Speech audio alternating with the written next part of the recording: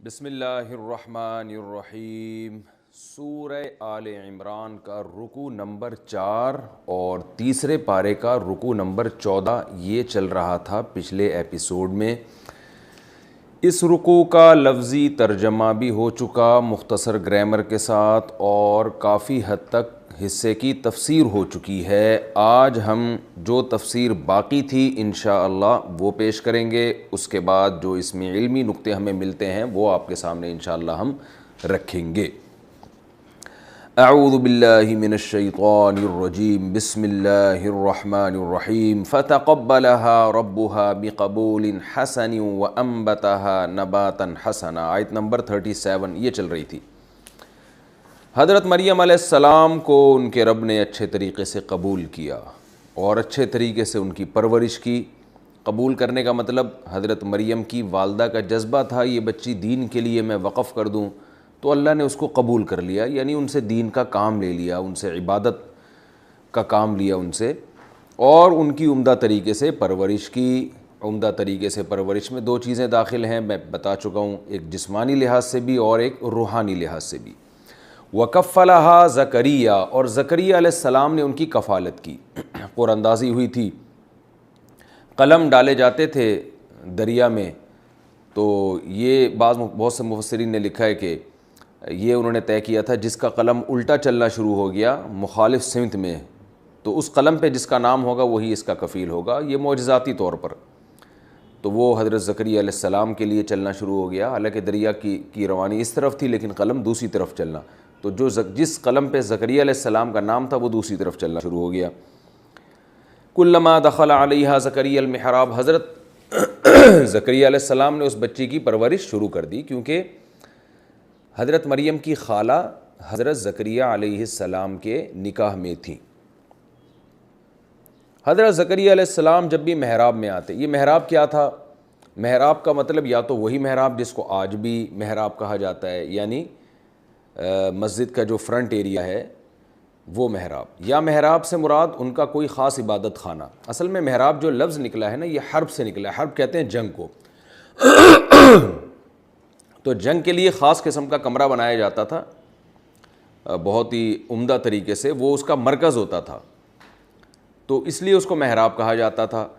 تو یہ لفظ پھر ہوتے ہوتے ہر وہ عمارت جس میں کوئی مخصوص کمرہ ہو اور وہ اس کا یعنی گویا کہ ایک طرح سے اس کا سینٹر ہو، یعنی اس کا خاص ایریا ہو وہ، تو اس کو بھی محراب کہا جاتا ہے۔ جیسے مسجد میں نہیں امام جہاں کھڑا ہوتا ہے تو وہ مسجد کا محراب سمجھا جاتا ہے۔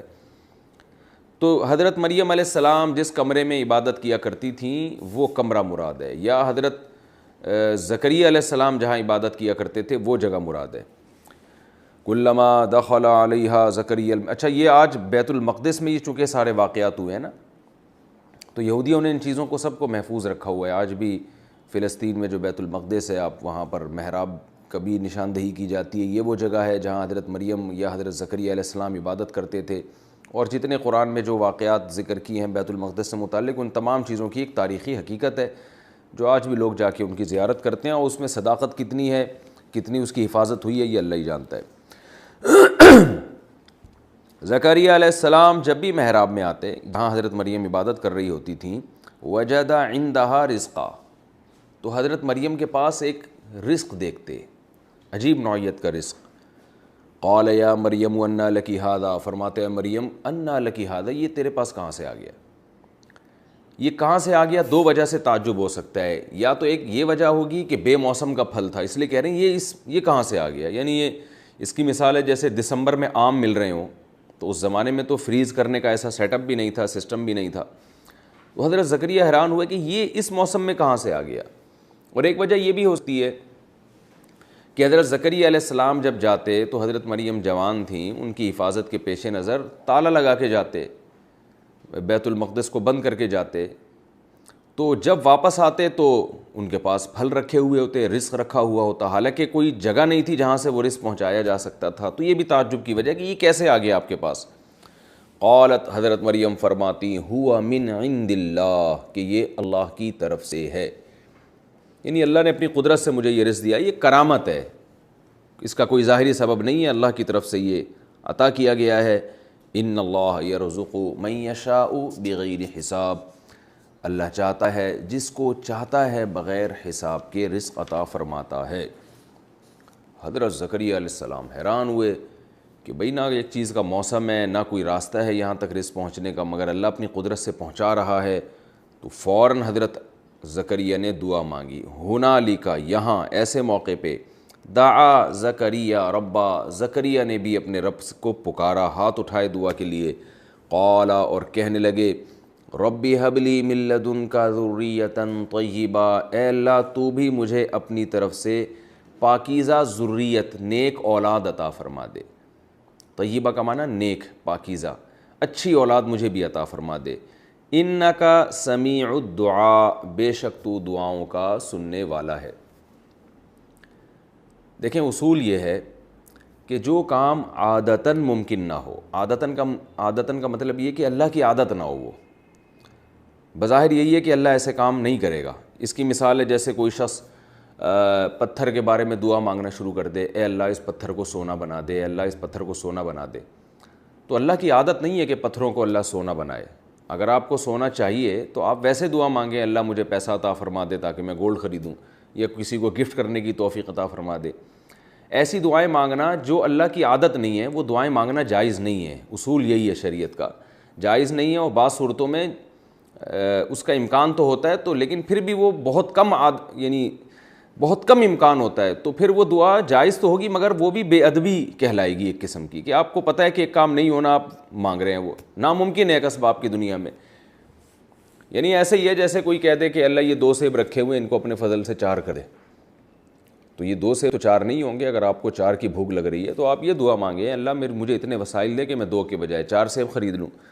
تو ایسی دعائیں مانگنا جو بالکل ایک عام سبب سے ہٹ کر ہوں، یہ دعائیں مانگنا خلاف ادب ہے، اس لیے علماء اس سے منع کرتے ہیں کہ اللہ یعنی ایسی دعا ہے کہ جیسے ایک آدمی کہہ رہا ہو، اللہ میری مرغی کو سونے کے انڈے دینے کی توفیق عطا فرما دے تاکہ ایک انڈا مارکیٹ میں اتنے کا بکے۔ تو مرغیاں سونے کے انڈے نہیں دیتی ہیں، یہ اللہ کی عادت ہے۔ تو اس لیے حضرت زکریا علیہ السلام کا عام نارملی یہ دعا مانگنا کہ مجھے اولاد دے دے، یہ خلاف عادت تھا، کیونکہ بڑھاپے میں جب 90-95 سال عمر ہو چکی ہو، سر کے بال مکمل سفید ہو چکے ہوں، بیوی مکمل بانجھ ہو اور بوڑھی بھی ہو چکی ہو، اس عمر میں تو جو جوان عورتیں ہوتی ہیں جو بانجھ نہیں ہوتی، وہ بھی جب بوڑھی ہو جاتی ہیں ان کو اولاد نہیں ملتی، تو جو عورت پہلے سے بانجھ بھی ہو جب جوانی میں نہیں ملی تو 95-90 سال کی عمر میں کہاں سے ملے گی؟ تو نارملی یہ دعا مانگنا حضرت زکریا علیہ السلام کے لیے ایک خلاف ادب تھا کہ وہ اللہ تعالیٰ کہہ سکتے تھے آپ کو پتہ ہے اس عمر میں اولادیں نہیں ملتی۔ تو اس لیے حضرت زکریا علیہ السلام جوانی میں تو دعا مانگتے رہے، لیکن جب مایوس ہو گئے کہ بھئی بڑھاپا، اب تو بڑھاپا ہے اور بیوی بھی بانجھ اور بوڑھی بھی، تو اس وقت دعا مانگنا چھوڑ دی انہوں نے۔ لیکن جب حضرت زکریا علیہ السلام نے حضرت مریم کو دیکھا کہ بے موسم پھل مل رہے ہیں، تو قرآن کہتا ہے ہنالک، یہاں حضرت زکریا علیہ السلام نے اللہ سے دعا مانگی۔ کیا مطلب؟ کہ اے اللہ تو کچھ کرنے میں سبب کا محتاج نہیں ہے، تو جب مریم کو بغیر موسم کے پھل دے سکتا ہے اور تیری طرف سے یہ ایک معجزہ ظاہر ہو سکتا ہے، تو میرے لیے بھی تو ہو سکتا ہے نا، تو میرے لیے بھی یہ ہو سکتا ہے، مجھے بھی بڑھاپے میں اولاد دے سکتا ہے تو، کیونکہ تو کچھ کرنے میں سبب کا محتاج نہیں ہے۔ تو علماء اس آیت کے تحت لکھتے ہیں کہ نارملی ایک ایسی دعا مانگنا جو بالکل اس کی کوئی لاجک ہی نہ بنتی ہو، وہ بے ادبی ہے، لیکن کوئی خاص واقعہ اگر ہو جائے تو اس واقعے کا واسطہ دے کے اللہ سے دعا مانگی جا سکتی ہے کہ اللہ یہ بھی تو ہو رہا ہے نا، جب جو تو کر رہا ہے تو اس کا مطلب کہ تیری رحمت جوش میں آئی ہوئی ہے۔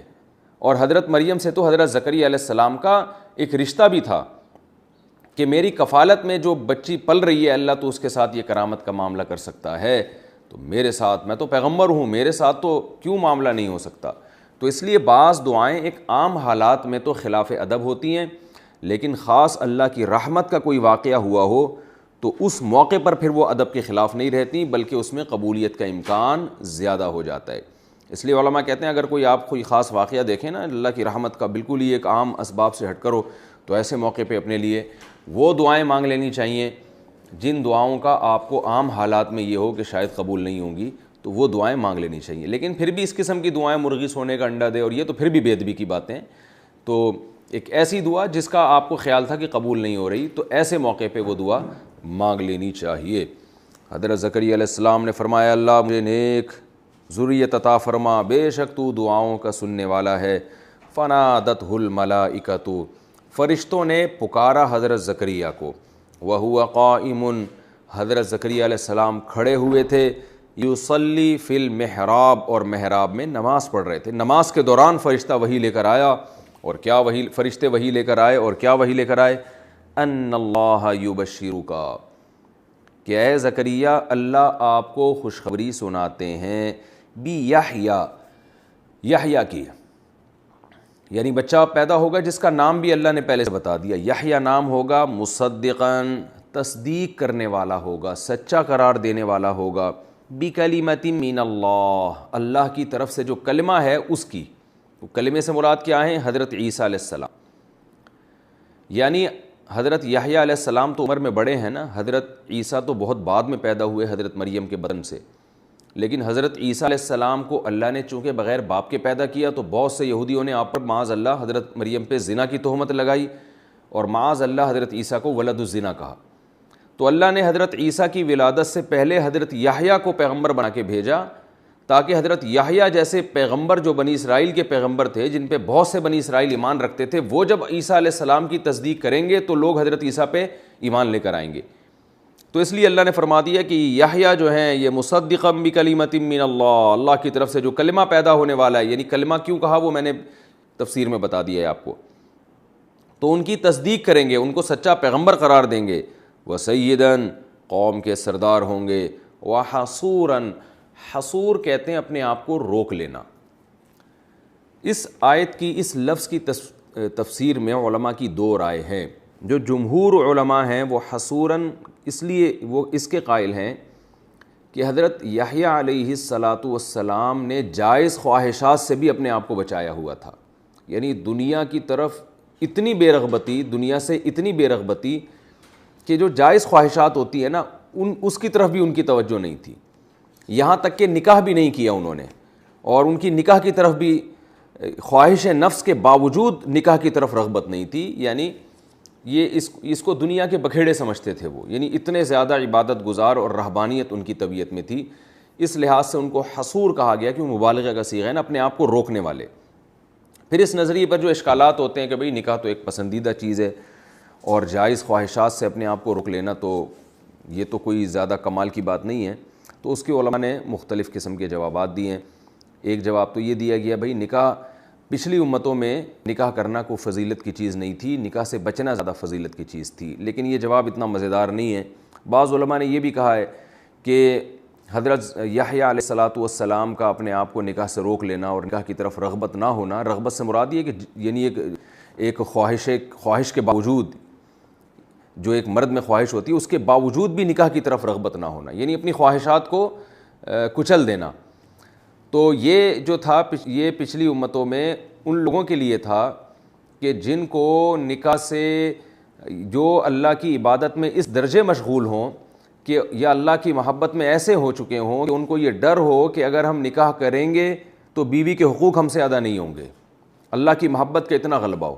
تو حضرت یحییٰ علیہ السلام ان لوگوں میں شامل تھے کہ ان کو یہ معلوم تھا، ان کا یہ اپنے بارے میں خیال تھا کہ اگر میں نکاح کروں گا یا جائز خواہشات کی طرف جاؤں گا تو اللہ کی محبت جس درجے میرے دل میں ہے اس میں غفلت پیدا ہو سکتی ہے، اور میں بیوی کے حقوق نہیں ادا کر سکتا۔ تو یہ ان علماء کا قول ہے جو حصوراً کا یہ مطلب بیان کرتے ہیں کہ جائز خواہشات سے بھی اپنے آپ کو روکنے والے، اس لیے کہ ناجائز سے تو ہر پیغمبر اپنے آپ کو روکتے ہیں نا، تو پھر حضرت یحییٰ کی خصوصیت کیا ہوئی کہ وہ حصور تھے؟ اگر ہم یعنی اس آیت کا یہ مطلب بیان کریں کہ حصور کا مطلب ہے ناجائز خواہشات سے اپنے آپ کو روکنے والے، تو وہ تو ہر پیغمبر اپنے آپ کو برائی سے روکتے ہیں، لیکن اللہ نے حضرت یحییٰ علیہ السلام کی صفت میں جو حصور بیان کیا تو اس کا مطلب یہ کہ ذرا بھی طبیعت میں طمع اور لالچ نہیں، اور ذرا بھی دنیا کی طرف رغبت نہیں، یعنی دنیا کو ایسا مسافر خانہ سمجھتے تھے کہ بہت زیادہ اس سے غفلت تھی اور اللہ کی طرف میں اعلان تھا۔ تو یہ بہرحال ایک وصف ہے اور ایک کمال ہے، ہر پیغمبر کو اللہ نے ایک خاصیت عطا فرمائی ہے، جیسے موسیٰ علیہ السلام کو اللہ نے کلیم اللہ بنایا، اور یوسف علیہ السلام کو بے پناہ حسن دے دیا اللہ تعالیٰ نے، اور آدم علیہ السلام کو تمام پیغمبروں کا اور تمام انسانوں کا باپ بنایا، نوح علیہ السلام کو لمبی عمر عطا فرمائی، تو ہر پیغمبر کو اللہ نے ایک خاصیت دی ہے. تو اسی طرح یحییٰ علیہ السلام کی خاصیت یہ تھی کہ ان میں دنیا سے بے رغبتی والا عنصر بہت زیادہ تھا. دنیا کو مسافر خانہ سمجھنا اور اللہ کی محبت میں اس قدر اللہ کی محبت میں آگے بڑھ جانا کہ دنیا کی طرف رغبت ہی ختم ہو جائے، یہ عنصر بہت زیادہ تھا. تو اس لیے حضرت یحییٰ علیہ السلام کو حسور کہا ہے. لیکن بعض علماء اس طرف بھی گئے ہیں کہ نہیں بھائی، یہاں حسور سے مراد ناجائز خواہشات سے اپنے آپ کو روکنا ہے، جائز خواہشات سے روکنا نہیں ہے. اور اس سے مراد یہ نہیں ہے کہ وہ نکاح کی طرف رغبت بھی نہیں تھی، نکاح بھی نہیں کیا، کیونکہ نکاح کی فضیلت تو تمام پیغمبروں سے ثابت ہے، اس امت سے بھی اور پچھلی امتوں سے بھی. تو نکاح کے فضیلت نہ ہونے پر ہمارے پاس کوئی دلیل نہیں ہے. تو ان علماء کی جماعت پھر یہ آیت جو آیت ہے اس کا یہ مطلب بیان کرتی ہے کہ یہاں حسور سے مراد ہے ناجائز خواہشات سے اپنے آپ کو روکنے والے تھے. اب سوال پھر لوٹ کر آتا ہے، یہ تو ہر پیغمبر اپنے آپ کو ناجائز خواہشات سے روکتے.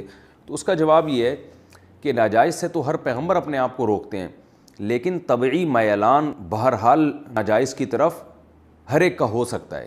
بعض چیزیں ایسی ہیں جن کی طرف طبعی میلان ہوتا ہے. جیسے یوسف علیہ السلام کو جب عزیز مصر کی بیوی نے دروازہ بند کر کے زنا کی دعوت دی ہے تو حضرت یوسف علیہ السلام بچ نکلے، لیکن قرآن کہتا ہے وَلَقَدْ هَمَّتْ بِهِ وَهَمَّ بِهَا. جیسے عزیز مصر کی بیوی کے دل میں برائی کا خیال آیا تو خیال کی حد تک یوسف علیہ السلام کے دل میں بھی آیا تھا، لیکن انہوں نے اس خیال پہ قابو پایا اور اپنے آپ کو جو ہے کمرے سے فرار ہونے کی کوشش کی، یہ کہہ کے کہ اِنَّهُ رَبِّي أَحْسَنَ مَثْوَايَا، کہ وہ میرا رب ہے جس نے مجھے اتنا اچھا ٹھکانہ دیا، میں اس کی نافرمانی کیسے کروں. تو ان کا میلان ہوا تھا، لیکن اپنے آپ کو انہوں نے اللہ کی توفیق سے بچا لیا. جبکہ حضرت یحییٰ علیہ السلام کو اللہ نے ایسا بنایا تھا کہ ناجائز کی طرف ان کا میلان ہی نہیں تھا، یعنی اپنے آپ کو بچاتے تو تھے برائی سے، لیکن ایک جو برائی کی طرف جو پہلی دفعہ انسان کا میلان ہوتا ہے نا، وہ بھی نہیں تھا. یعنی اتنے پاک دامن تھے اور آخرت کا اتنا خوف اور اللہ کی محبت اتنی زیادہ تھی کہ ناجائز کی طرف دل میں وسوسے کی حد تک بھی آپ کے دل میں ارادہ نہیں پیدا ہوتا تھا. تو یہ تفسیر میری نظر میں راجح ہے، کیونکہ اس سے تمام آیات اور احادیث میں تطبیق ہو جاتی ہے. باقی دونوں تفسیریں وَسَيِّدًا وَحَصُورًا، جسے ہم کہتے ہیں نا نیک.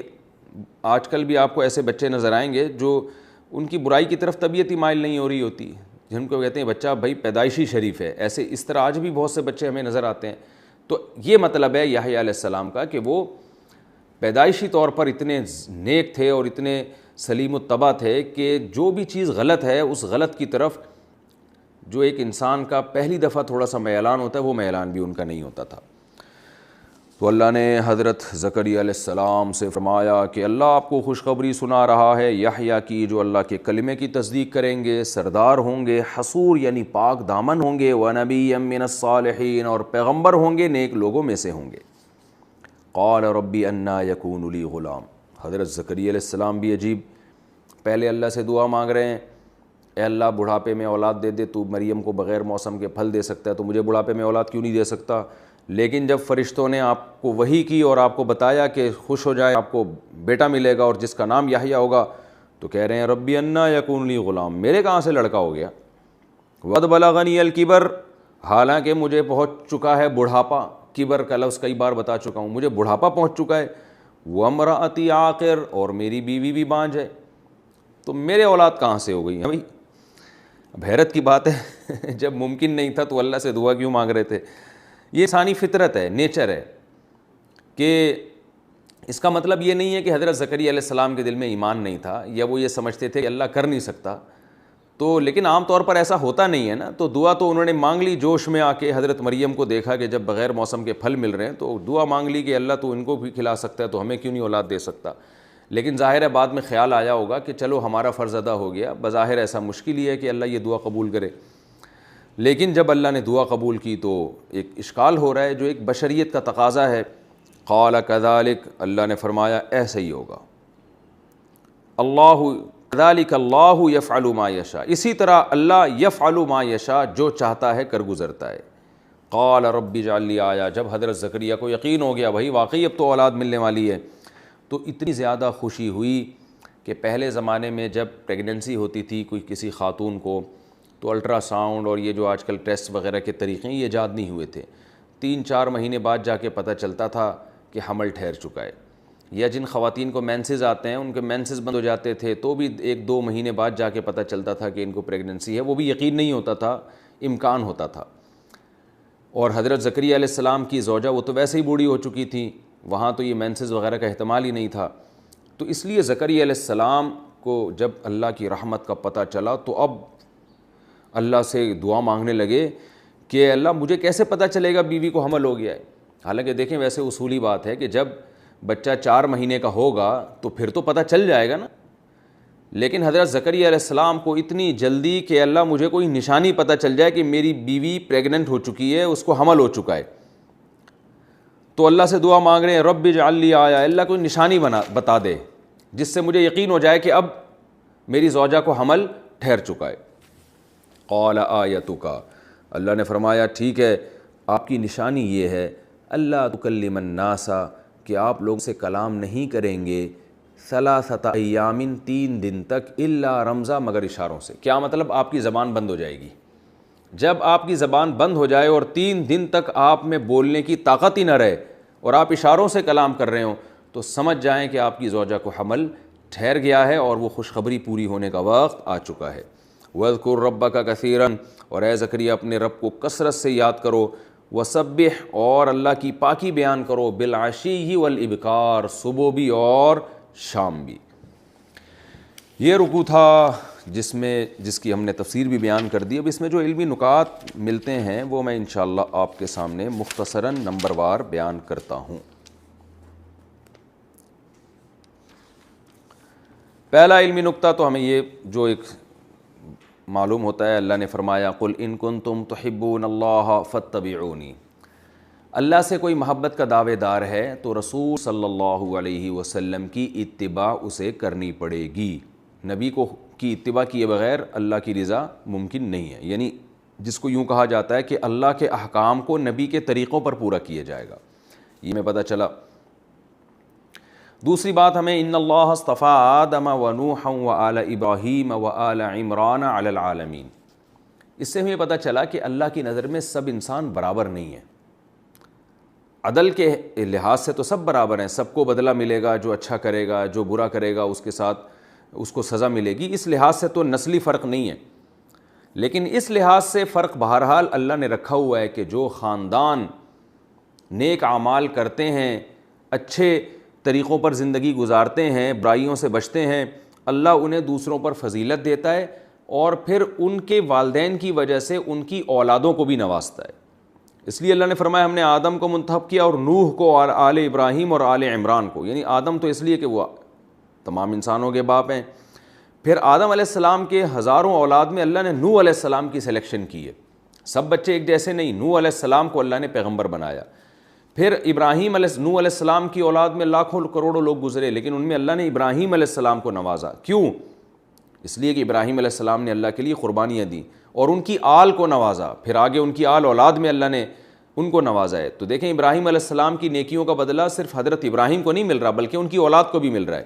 اور آل عمران کو بھی اللہ نے نوازا. حضرت عمران کی نیکیوں کا بدلہ ان کی بیٹی حضرت مریم کو بھی مل رہا ہے اور ان کی اولاد میں اللہ عیسیٰ ابن مریم پیدا کر رہے ہیں.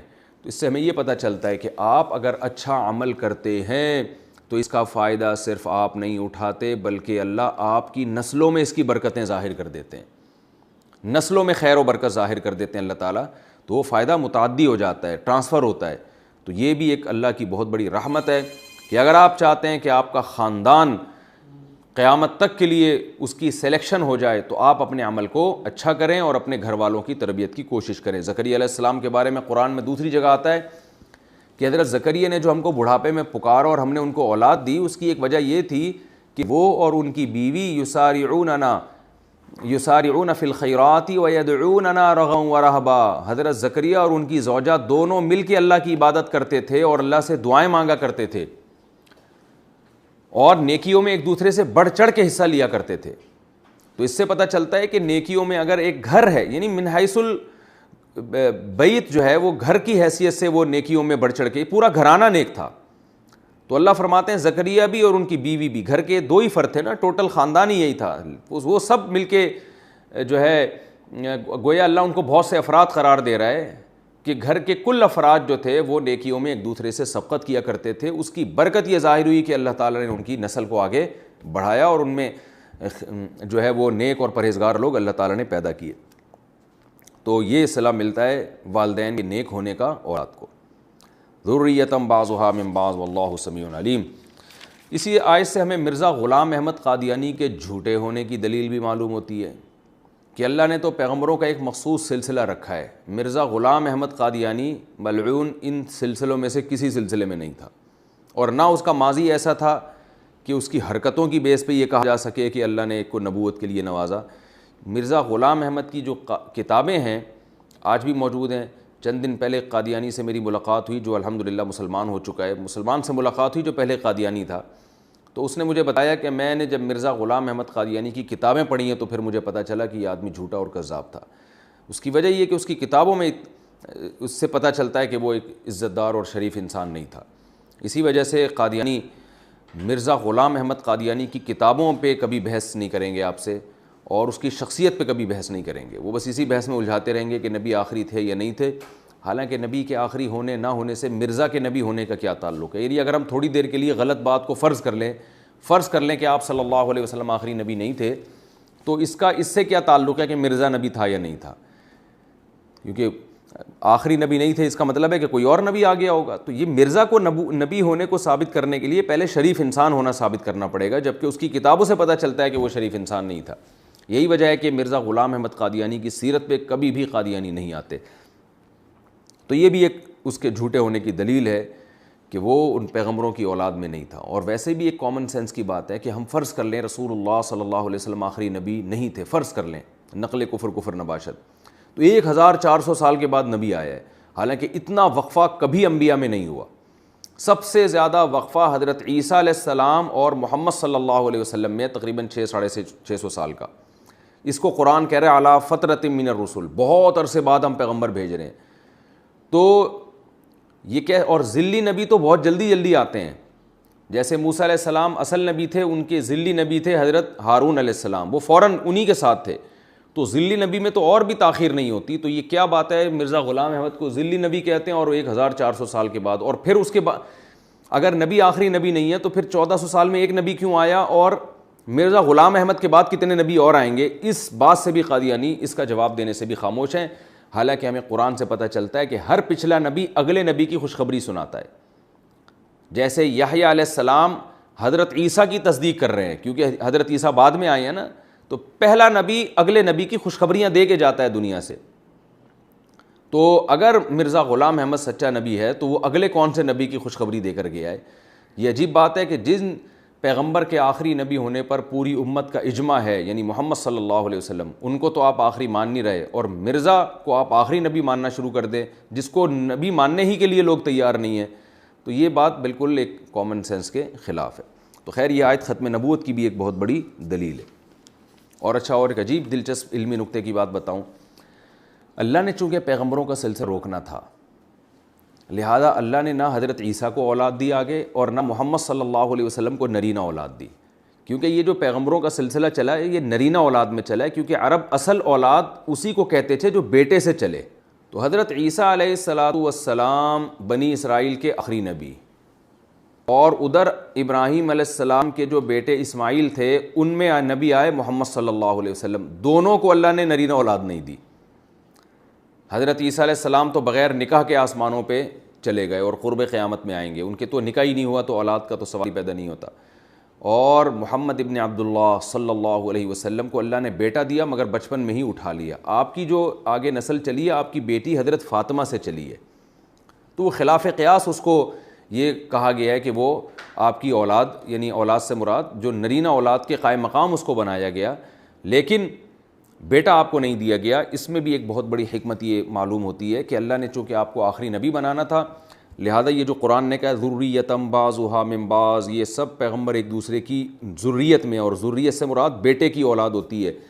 تو اللہ نے آپ کو نرینہ بیٹا زندہ ہی نہیں رکھا تاکہ اب کوئی آپ کی اولاد میں یہ دعویٰ ہی نہ کر سکے کہ میں پیغمبر ہوں، کیونکہ وہ بیٹے سے نسب جا کے ملے گا ہی نہیں نبی صلی اللہ علیہ وسلم تک. یہی وجہ ہے کہ قرآن مجید میں سورہ احزاب میں اللہ نے کیا فرمایا، ما کان محمد ابا احد من رجالکم، کہ محمد صلی اللہ علیہ وسلم تمہارے مردوں میں کسی کے باپ نہیں ہیں، ولکن رسول اللہ خاتم النبیین، لیکن وہ اللہ کے رسول اور آخری نبی ہیں۔ تو اب دیکھیں، آخری نبی اور کسی مرد کا باپ نہ ہونا، ان دونوں کو اللہ نے ایک ہی آیت میں ذکر کیا ہے۔ تو اس سے پتہ چلتا ہے ان دونوں میں بڑی گہری مناسبت ہے۔ اگر آپ کے بیٹا ہوتا تو یہ امکان تھا کہ اس بیٹے میں وہ بیٹا یا بیٹے کا بیٹا یا بیٹے کا بیٹا کل نبوت کا دعویٰ کر سکتا تھا اور اپنا نسب بیان کرتا کہ میں نبی صلی اللہ علیہ وسلم کی نرینہ اولاد میں ہوں، میں لہذا میں بھی ان کی ذریت میں ہوں۔ تو اللہ نے یہ سلسلہ ہی ختم کر دیا کہ آپ صلی اللہ علیہ وسلم کے بارے میں قرآن میں اللہ نے بتا دیا کہ وہ کسی مرد کے باپ نہیں ہیں، وہ بیٹیوں کے باپ ہیں جن سے آگے ان کی نسل چلے گی، جو یعنی وہ مرد سے مراد جو زندہ ہو اور جس کی نسل چلے، اس کے والد نہیں ہیں آپ۔ کیوں؟ آپ اللہ کے رسول ہیں اور خاتم النبیین ہیں، کیونکہ اللہ نے یہ سلسلہ یہاں ختم کر دینا ہے، آگے نبوت نہیں چلے گی۔ تو یہ آیت ختم نبوت کی بھی ایک بہترین دلیل ہے۔ حضرت مریم علیہ السلام کی والدہ نے جو منت مانی تھی، انی نذرت لک ما فی بطنی محررا، اے اللہ میرے پیٹ میں جو بچہ ہے میں نے اسے آزاد کر دیا تیرے دین کے لیے۔ اس سے ہمیں یہ بھی پتہ چلتا ہے کہ نیک لوگ بچوں کی ولادت سے پہلے ہی ان کی پلاننگ کر لیتے ہیں کہ ان کو کیا بنانا ہے۔ ہمارے ہاں بچوں پیدا کرنے میں تو پلاننگ کی جا رہی ہے جو کہ خلاف شرع ہے، بلکہ یہ تو اولاد تو اللہ کے ہاتھ میں ہے، جس کو چاہے جتنی دے، لیکن جس چیز میں پلاننگ کرنی چاہیے کہ اس کو بنانا کیا ہے، اس کی سرے سے پلاننگ ہی نہیں ہو رہی ہے۔ 2 بچے پیدا ہوتے ہیں پلاننگ کے تحت، کیونکہ پلان پہلے سے یہی ہوتا ہے کہ 2 ہی پیدا ہوں گے، اس سے زیادہ نہیں ہوں گے، تو اس پلاننگ میں تو عمل کیا جاتا ہے، لیکن اس کی کوئی پلاننگ نہیں ہو رہی کہ اس کو بنانا کیا ہے ہم نے۔ تو جبکہ اسلام کا حکم یہ ہے کہ اولاد دینے والا اللہ ہے، وہ اللہ پہ چھوڑ دو کتنے بچے دینے ہیں، تم نے پلاننگ یہ کرنی ہے کہ ان کی تربیت کیسے کرنی ہے، ان کو بنانا کیا ہے۔ تو نیک لوگوں کی عادت ہوتی ہے اپنے بچوں کی فکر پہلے سے کرتے ہیں اور اللہ ان پہ نوازتا بھی ہے، تو جیسے حضرت مریم علیہ السلام نے کی۔ دوسری بات ہمیں بھی پتہ چلی ہے کہ حضرت مریم کی والدہ نے جو پلاننگ کی، یہ بھی پتہ چلتی ہے کہ اپنے بچوں کو دین کے لیے وقف کر دینا یہ بھی ایک بہت بڑی پلاننگ ہے۔ اچھی بات ہے کہ آپ اپنے بچے کو تاجر بنائیں، یہ بھی ایک دین کی خدمت ہے، ڈاکٹر بنائیں، عدلیہ میں لے کے جائیں تاکہ ملک کی باغ ڈور اس کے ہاتھ میں ہو، صحیح فیصلے کرے۔ یہ تمام کے تمام کام اگر آپ اچھے جذبے سے کرتے ہیں تو یہ باعث ثواب ہے، لیکن بچوں کو علم کی طرف لے کے جانا یہ بھی تو ایک پلاننگ کا حصہ ہونا چاہیے۔ تو میں تو خود لوگوں کو ترغیب دیتا ہوں کہ آپ اپنے بچوں کے بارے میں سوچیں کہ ہم ان کو ایسے مقام تک پہنچائیں گے کہ ملک کی باغ ڈور ان کے ہاتھ میں ہو، تاکہ یہ صحیح فیصلے کریں اور قوم کی صحیح معنوں میں خدمت کر سکیں۔ اس جذبے سے اگر کوئی اپنے بچے کو فوج میں بھیجتا ہے تو یقیناً یہ بھی باعث ثواب ہے۔ اس جذبے سے کوئی اپنے بچے کو CSS کراتا ہے، بیوروکریسی میں اس کو بھیجتا ہے، تو یہ بہت بڑی نیکی ہے اور یہ بھی پیغمبروں کی سنت ہے۔ اس جذبے سے کوئی اپنے بچے کو آرمی میں بھیجتا ہے تو یہ بھی بہت بڑی خدمت ہے۔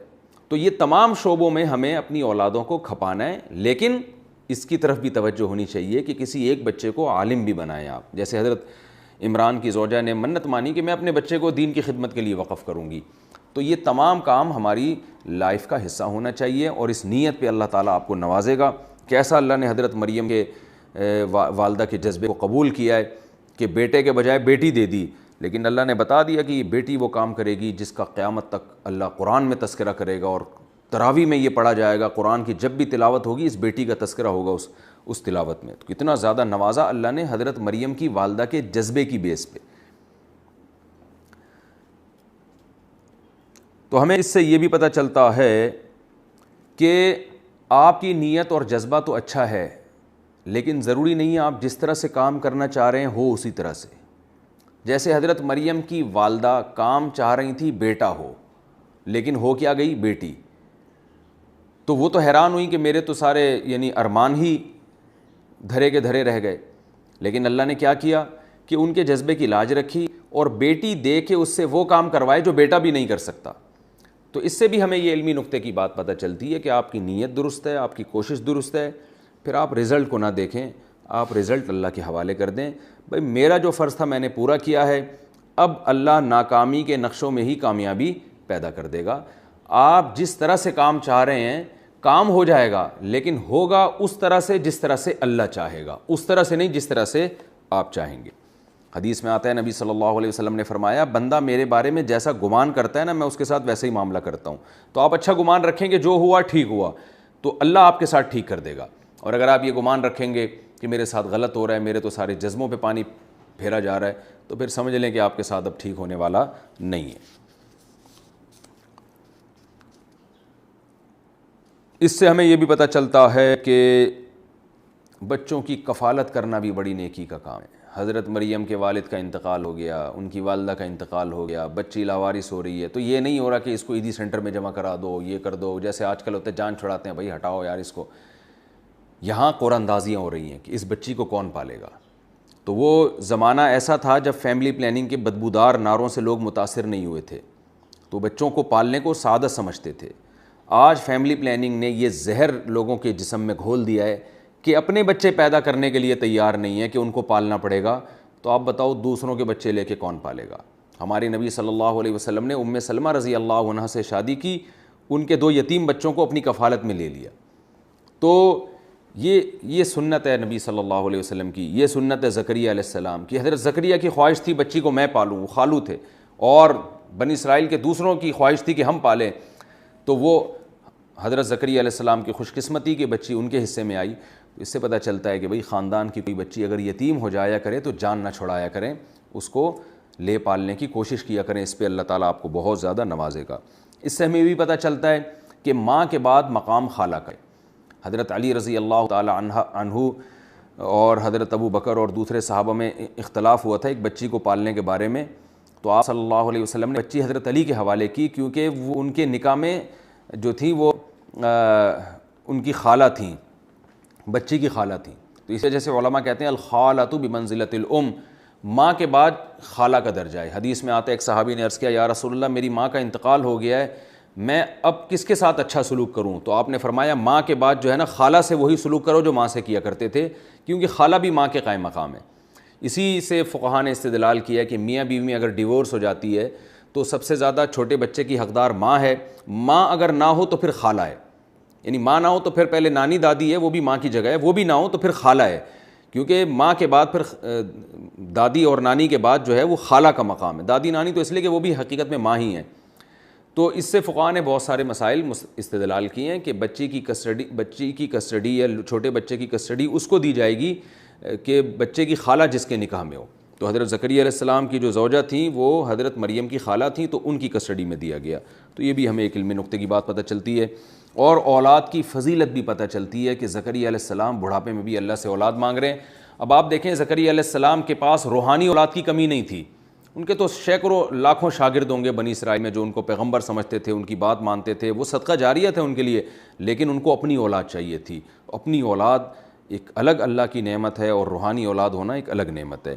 اور یہ بھی پتہ چلتا ہے, کرامت کا بھی پتہ چلتا ہے ہمیں کہ بعض دفعہ اہل اللہ کے ساتھ کرامتیں ہو جاتی ہیں, جیسے حضرت مریم علیہ السلام کے ساتھ کرامت ہوئی اور بے موسم کے ان کو پھل ملنا شروع ہوئے, اس کو کہا جاتا ہے کرامت. اس میں ولی کے ارادے کا دخل نہیں ہوتا, ولی کا صرف ہاتھ استعمال ہوتا ہے, اور ارادہ اور قدرت اللہ کی ہے. تو کرامت ولی کی قدرت نہیں ہوتی, کرامت اللہ کی قدرت ہوتی ہے. تو بے موسم کے پھل ملتے ہیں. اور یہ بھی ہمیں پتہ چلتا ہے کہ جو ہے ہمیں بھی اللہ سے نیک اولاد مانگنی چاہیے, یہ پیغمبروں کی سنت ہے, اور اللہ سے مایوس نہیں ہونا چاہیے. اور آخری بات یہ بھی پتہ چلتی ہے کہ اللہ کی طرف سے جب کوئی نعمت مل رہی ہو تو اس میں دلچسپی لینی چاہیے, استغنا نہیں برتنا چاہیے. زکریا علیہ السلام کو جب اللہ نے بتا دیا آپ کو نعمت ملے گی, آپ کے اولاد ہوگی, تو زکریا علیہ السلام نے یہ نہیں کہا ٹھیک ہے جب ہوگی تو اب تو پتہ چل گیا ہو جائے گی, کوئی مسئلہ نہیں ہے, 4-6 مہینے بعد پتہ چل ہی جائے گا کہ حمل ٹھہر گیا ہے. نا نا نا نا, جب اللہ کی طرف سے ایک نعمت مل رہی ہے تو بڑھ چڑھ کے یہ اظہار کرنا کہ مجھے اس کی ضرورت ہے. تو اللہ سے کہہ رہے ہیں اللہ مجھے جلدی بتا کب ملے گی, مجھے کوئی نشانی ظاہر کر دے, مجھے پتہ چل جائے کہ حمل ٹھہر گیا ہے. تو جب بھی کوئی بڑا آپ کو کوئی نعمت دے رہا ہو نا تو اس میں دلچسپی لینی چاہیے, استغنا نہیں کرنا چاہیے. آپ کے والد ہیں, کوئی گفٹ دے رہے ہیں آپ کو, کوئی تحفہ دے رہے ہیں, تو یہ نہیں کہ کیڑے نکالنا شروع کر دیں, ابا نے یہ کیا پکڑا دیا مجھے, سر پہ لگائیں, آنکھوں پہ لگائیں, واہ واہ واہ ماشاء اللہ. شوہر اگر زوجہ کو کوئی گفٹ دیتا ہے تو بیوی یہ نہ کرے کہ یہ کیا دے دیا آپ نے مجھے, یہ کتنا سستا لنڈے کا مال اٹھا کے پکڑا دیا مجھے. ایسے موقع پہ جو گفٹ اور تحفہ دینے والا ہے اس کا شکر ادا کرنا چاہیے, اس کو آنکھوں پہ لگایا جائے, ماشاء اللہ بڑی زبردست بات, بہت اچھا کیا آپ نے. تو کوئی بھی بڑا, کوئی استاذ آپ کو تحفہ دیتا ہے, ہمارے حضرت ہمیں بعض دفعہ چھوٹی سی چیز تحفہ دیا کرتے تھے، ہم بڑے آرام سے ادب سے دونوں ہاتھوں سے لیتے تھے. ہمیں سکھایا ہی گیا تھا کہ بڑے کی چیز کو حقیر نہ سمجھو. نبی صلی اللہ علیہ وسلم نے فرمایا کہ اس پہ بہت شدید وعید سنائی ہے کہ ایک عورت کسی دوسری عورت کے گھر کوئی ہدیہ بھیجے، کھانے پینے کی چیز بھیجے، اور وہ دوسری عورت اس میں کیڑے نکالنے لگے. جیسے کوئی کھانا اچھا پکایا تو لوگ پڑوسیوں کے بھیج دیتے ہیں نا. وہ اب بعض خواتین جو اس تفسیر کا لیکچر نہیں سنتی، وہ کیا کرتی ہیں کہ وہ یہ بات کر دیتی ہیں، دیکھو اصل میں وہ ان کے یہاں بچ گیا تھا نا، تو پھینکی ہوئی چیز اب ہمیں پکڑا رہے ہیں جان چھڑانے کے لیے. تو کوئی بھی تحفہ دیں اس میں عیب نہیں نکالنا چاہیے. اس کو نہیں کھانے کا دل چاہ رہا، کسی فقیر کو کھلا دیں آپ. تو تحفوں میں عیب نکالنا یہ اچھا کام نہیں ہے، بلکہ اس میں یہ شو کرنا چاہیے ہمیں بہت خوشی ہوئی ہے. اللہ تعالی ہم سب کو سمجھنے کی، عمل کی توفیق عطا فرمائے.